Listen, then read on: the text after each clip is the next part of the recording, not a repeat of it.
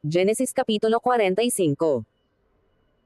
Nang magkagayon ay hindi nakapagpigil si Jose sa harap nilang lahat na nakatayo sa siping niya, at sumigaw, "Paalisan ninyo ang lahat ng tao sa aking harap," at walang taong tumayo na kasama niya samantalang si Jose ay napakikilala sa kanyang mga kapatid. At siya'y umiyak ng malakas, at narinig ng mga Egyptyo, at narinig ng sangbahayan ni Faraon. At sinabi ni Jose sa kanyang mga kapatid, "Ako'y si Jose, buhay pa ba ang aking ama?" At ang kanyang mga kapatid ay hindi manggakasagot sa kanya, sapagkat sila'y nagugulumihanan sa kanyang harap. At sinabi ni Jose sa kanyang mga kapatid, "Lumapit kayo sa akin, isinasamo ko sa inyo," at sila'y lumapit, at kanyang sinabi, "Ako'y si Jose na inyong kapatid, na inyong ipinagbili upang dalhin sa Ehipto.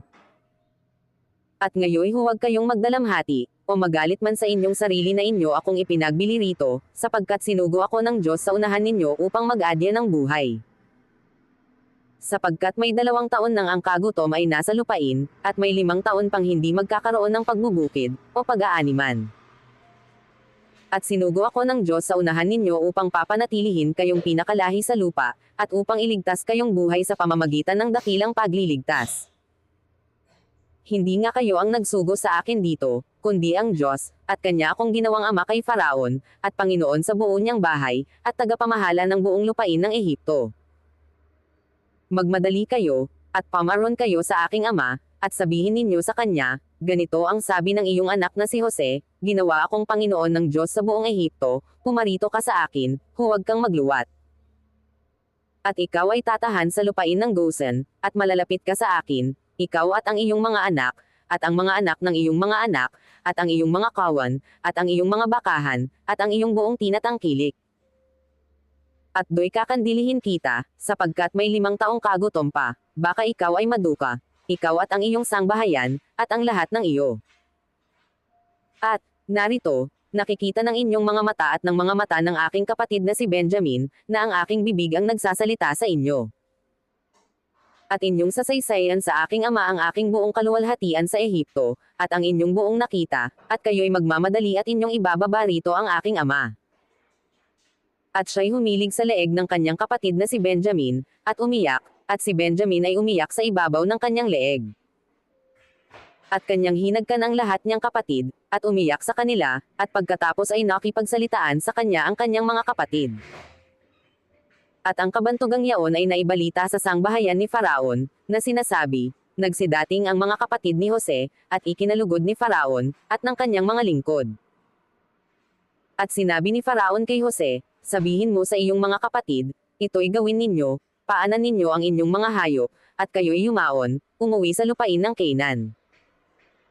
At dalhin ninyo ang inyong ama at ang inyong mga sangbahayan, at pumarito kayo sa akin, at aking ibibigay sa inyo ang pinakamabuti sa lupain ng Ehipto, at kakanin ninyo ang katabaan ng lupain.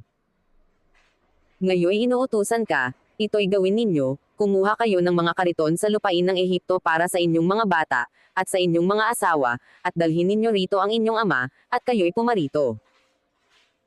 Huwag din ninyong lingapin ang inyong pag-aari, dahil sa ang buti ng buong lupain ng Ehipto ay inyo."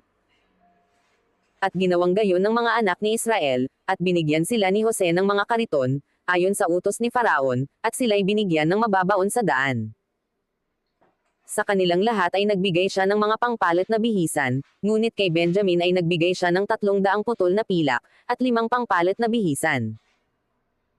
At sa kanyang ama ay nagpadala siya ng ganitong paraan, 10 asnong may pusang mabuting mga bagay sa Ehipto, at 10 asno na may pusang trigo at tinapay at pagkain ng kanyang ama sa daan. Sa ganito ay kanyang pinapagpaalam ang kanyang mga kapatid, at sila'y yumaon, at kanyang sinabi sa kanila, "Huwag kayong magkaalit sa daan." At sila'y sumumpa mula sa Ehipto, at naparoon sa lupain ng Canaan, kay Jacob na kanilang ama. At kanilang isinaysay sa kanya, na sinasabi, si Jose ay buhay pa, at siya'y puno sa buong lupain ng Ehipto, at ang kanyang puso ay nang lupaypay, sapagkat di niya pinaniwalaan sila. At kanilang isinaysay sa kanya ang lahat ng salita ni Jose, na kanyang sinabi sa kanila, nang kanyang makita ang mga karitong ipinadala ni Jose upang dalhin sa kanya, ay nagsauli ang diwa ni Jacob na kanilang ama. At sinabi ni Israel, "Siya na, si Jose na aking anak ay buhay pa. Ako'y paroroon at titingnan ko siya, bago ako mamatay."